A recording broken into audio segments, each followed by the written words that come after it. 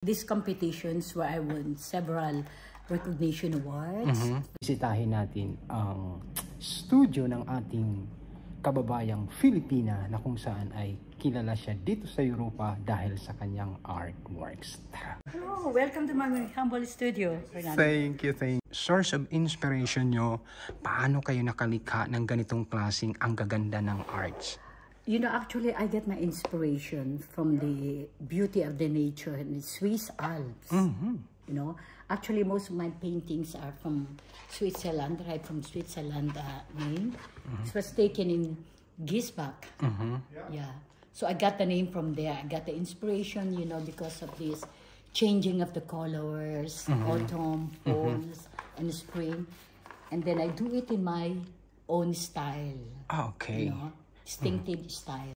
I do everything. All my works are developed instantly, direct in the canvas. You know, when I stand on the canvas, is directly developed. Intuitive and how to call it, through my imaginations, and I put everything on there. So madalas ano ang ginuguhit natin o nilikha natin? You know, actually, I have this structure in my mind, you know, the theme in my mind, and then I just let be inspired, you know, in the mood. Because I use a different techniques in there, you know. The techniques I use are, how to call this, different kind of mediums, you know, which I use resin, you know, and glue, or different mixed medias, so to get a structure in a how to call this angled and specific structures I've got. Okay. So ang ginagamit natin dito ay so water-based acrylic, and then mixed media I use, or I used a paint medium, and then I mix it with glue. With glue, if you use the glue, you're going to create a structure, layered structure. I started as hobby, and it became professional afterwards. Saan mo dinadala lang? Yeah, actually at home. Okay. Yeah, Okay. at home. And then afterwards, we've got a friend who's got a gallery in his studio, and he saw some of my work. And he said, why don't you put this in a competition or join the artist platform exhibit? Yeah. So I did that. That was the start. He has actually a studio, a gallery where he can actually would put some of my artwork in there for display. So from there, nag-start na to, na-develop, naging famous na siya, hanggang sumali ka sa these competitions where I won several recognition awards published. So as you can see, most of them, they are no longer displayed here. But this one, this one, and this one, they all won a recognition award in the Virtual International Selected Artists. Okay. And this won an excellent award. 2020. Published in France, Time, Central Europe, USA, America, and Asia, Australia. Same thing with this one, which is of course no longer here. This what I called, you know, the Icy Falls. Yeah, which I got an Excellence Award as well. Excellence Award, Best Scores Award in Virtual International Selected Artist Award as well. This one is no longer here, of course. Most of my paintings, which is no longer there. And this one. The Art Limited International. This is a platform where all the artists worldwide, America, Central Europe, Australia, and everything, who joined and put the entries in there. And they're going to select from this 426 artists. And then I was one of the selected. Nice one. So iba talaga yung galing ng Filipino, di ba?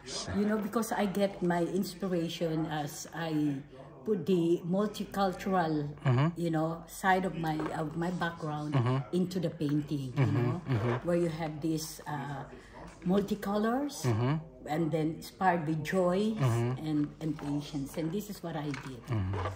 Unang laban natin, saan natin showcase yung ating art? Paris. I was invited to do the show in Italy, in Venice, Rome.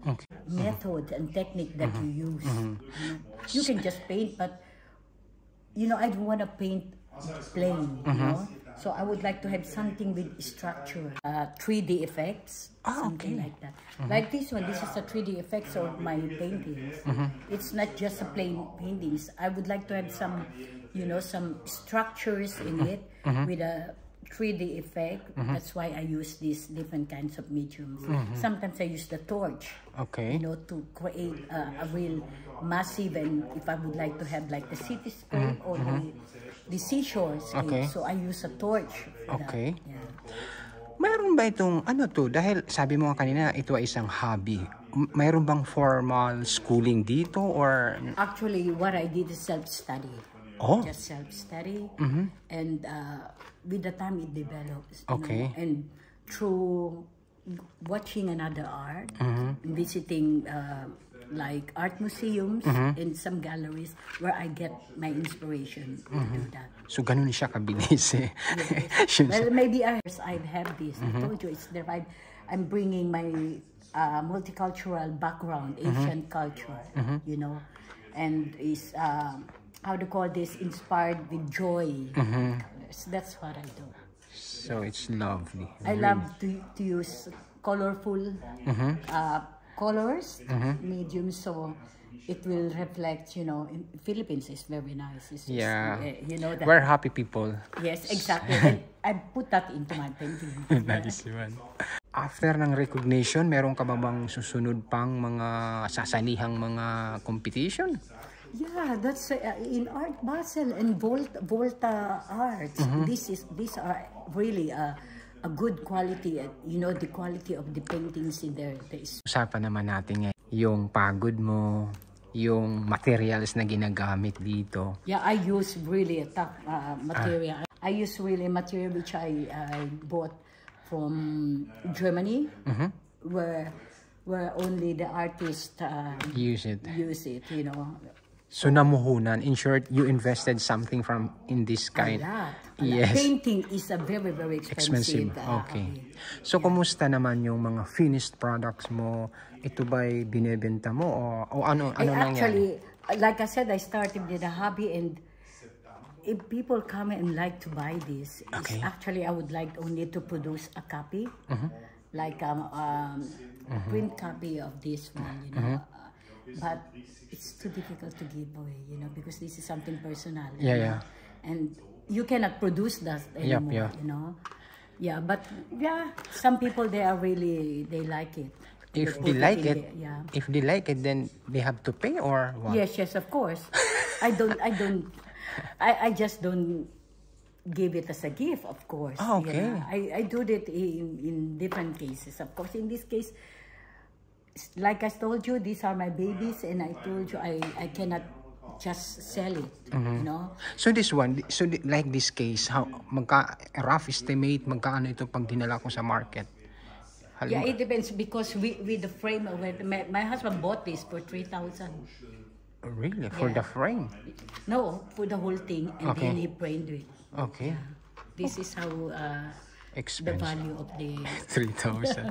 3,000 is like more 160,000. I know.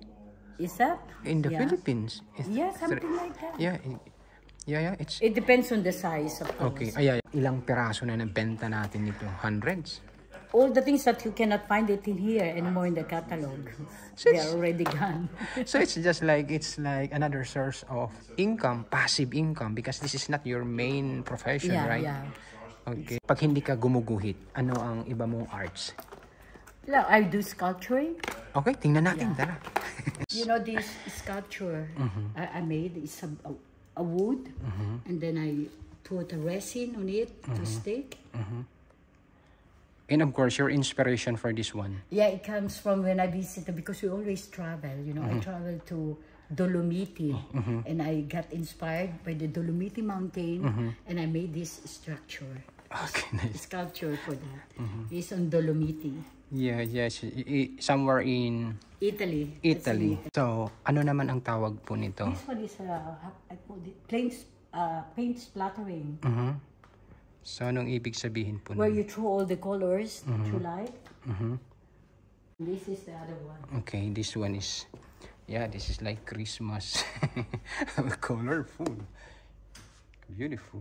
Is one of my artwork piece, and the medium I use in here is, you know, rice. Rice grains. Grains.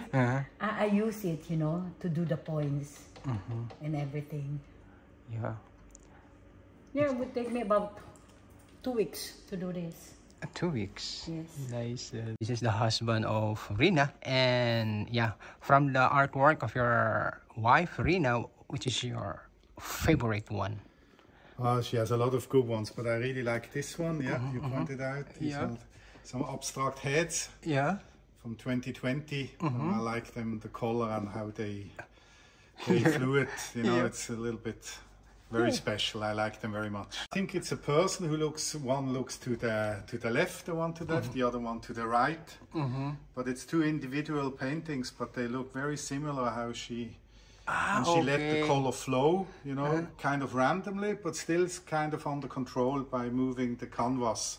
Yeah, because of this is a nose. Yeah, exactly. That's, and that's the other nose there. It's obviously abstract, but I like it, and especially the technique she used was quite interesting, because she applied first the color and then just moved a little bit slightly the canvas. And Bach Hotel, where Yun Bin was, and behind the hotel are these falls. Okay. It's really great piece.